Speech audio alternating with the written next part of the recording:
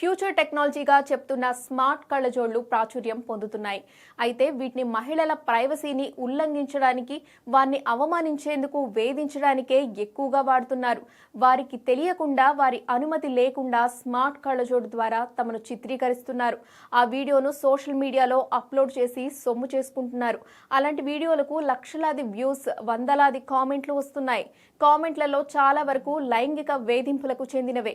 ఈ ధోరణి ఆందోళన కలిగిస్తోందని సోషల్ యాక్టివిస్టులు అంటున్నారు.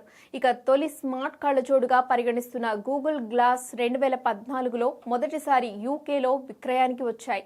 వీటి ధర సుమారు 1000 పౌండ్లు, అంటే భారత కరెన్సీలో 1,20,985 రూపాయలు. అయితే ఇవి మార్కెట్లోకి వచ్చిన 7 నెలల్లోపే గోప్యతకు సంబంధించిన ఆందోళనలు వెల్లువెత్తడంతో వీటి అమ్మకాలు 2015లో నిలిచిపోయాయి. చాలా బార్లు, రెస్టారెంట్లు తమ ప్రాంగణాల్లో స్మార్ట్ కళ్ళజోడు వాడకాన్ని నిషేధించాయి. ఏఐతో కూడిన స్మార్ట్ గ్లాసెస్తో తిరిగి ఈ మార్కెట్లోకి ప్రవేశించాలని ప్రస్తుతం గూగుల్ యోచిస్తోంది.